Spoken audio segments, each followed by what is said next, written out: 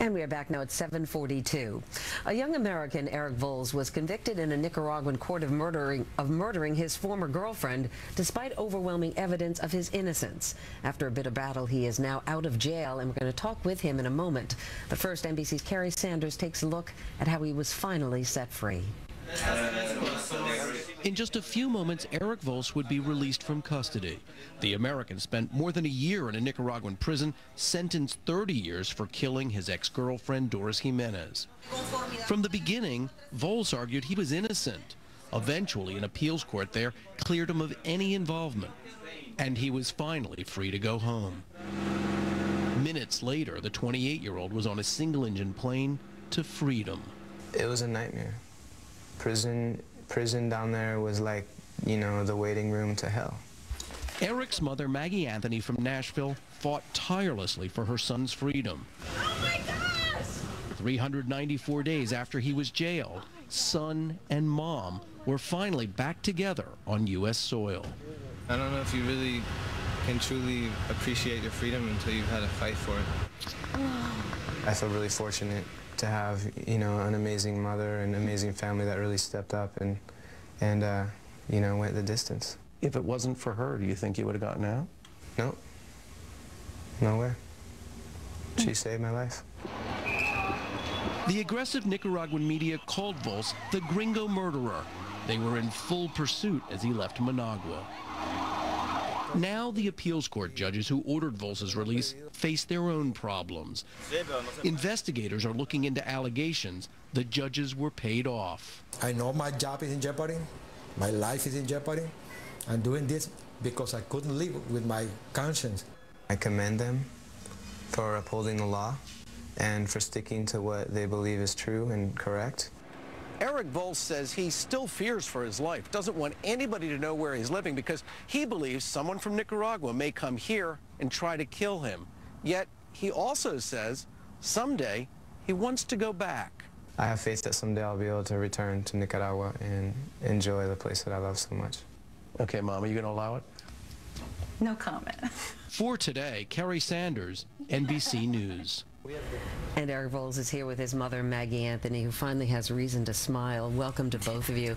Eric's pleasure to meet you. We've spent a lot of time over the past year talking with your mom about you and getting you out of prison. How are you feeling? You know, it's been a struggle re-entering the free world. It's actually a lot harder than one would think. But every day I feel better. Physically, I feel stronger. And, you know, I feel lighter every day. It's going well. Well, you were quite ill, actually, when you were in prison, and you referred to it in that tape piece as gateway to hell. What were the conditions like? You know, prison destroys you. It just chips at you a little bit at a time, and you know, I saw people die in prison from, you know, lack of medical attention or simple neglect. And you know, unfortunately, the Nicaraguan judicial system doesn't have the resources to really be able to provide the proper conditions. Did you fear for your life when you were in prison? Oh yeah, prison is deadly. It's very dangerous.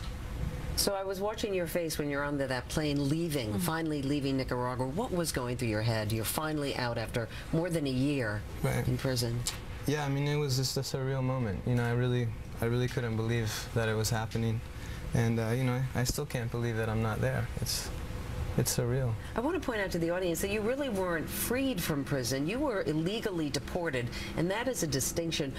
Was that on the orders of the president of Nicaragua that you were illegally deported, and why was that done? Yeah, I was illegally deported, and now I'm being tried in my absence.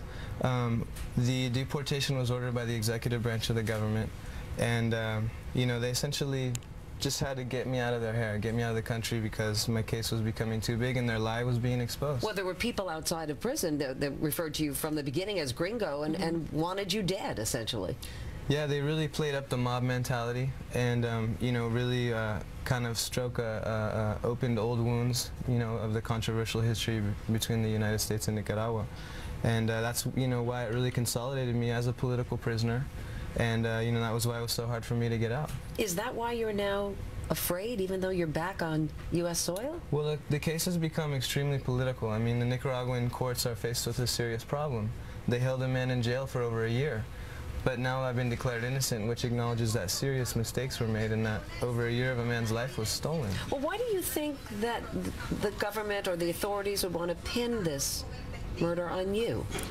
Well, believe it or not, it's because they knew I was innocent, and there was so much support behind me. It almost created value for me. You know, it gave me, made me a prisoner of value to them. I'm not sure I understand what you mean. Okay, you know, it's almost it's a way to create diplomatic tension, so that you can bargain other bilateral negotiations that might be pending. Did you, at any time when you were in prison, or during the time you were in prison, did you know how hard your mom was working for your release? You know, I love my mom. She loves me. That's never been a question. But not until now I'm free and I'm able to hear the stories from friends and other family. I wasn't really aware of the magnitude of the release effort that was happening on my behalf. Maggie, what do you think it was that resulted in Eric finally being released? I know the day before he was released, Condoleezza Rice had spoken out publicly about this. Do you think that was what turned the situation around? I think that definitely really helped turn the tide, but there were so many different things coming together as we're kind of debriefing on all the different efforts of different people. It's everything. It was Condoleezza, it was me going down there, it was just realizing that Eric was truly innocent, it was the Judge Rodriguez speaking out in his own defense and saying this man is innocent. So it was just a combination of all these things coming together. You know, there is another man who was convicted along with you, a Nicaraguan, who is still in prison for the same crime, for murdering Doris. Do you believe he is the one who did it? What do you think happened to your former girlfriend? The man that's currently in jail participated in Doris's murder, but there are still others, that the main perpetrator and other people that have yet to be brought to justice. And you believe you know who they are? Yes, we do know who they are. So why aren't they being brought to justice if you know who they are? Well, at this point, it's up to the Nicaraguan authorities. You know, it's not our not our job as a civilian family to you know, it's not our we don't authorize to do that. You know what I find amazing, Eric, that you say you might want to go back to Nicaragua again. Well, you know, there's a lot of good people there. It's a beautiful country. It's you know, there's a lot of people that are working very hard to achieve a prosperous and democratic Nicaragua, and we have a lot of great friends. Yeah, I'm not, you know, I have no resentment toward Nicaraguan people. I was arrested and held as a, you know, captive by a very specific group of people. You know, Maggie, you said to me you've been waiting a long time for this moment, and so glad we could share it with both of you. Thank you. Pleasure. Thank you so much. Pleasure to meet you, Maggie. Thanks. Great to see you as always. Thank you both.